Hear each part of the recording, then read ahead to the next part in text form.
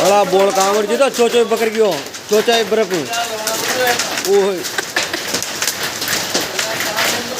50-50 ग्राम का जुड़ा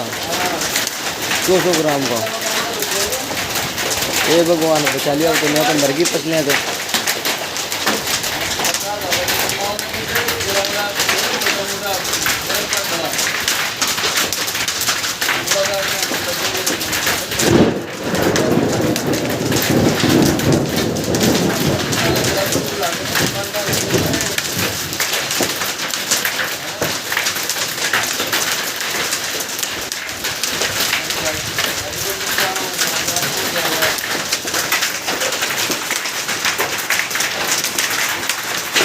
माँ की बहुत समझ जाओ दी जहाँ पड़िया कटा दे बारे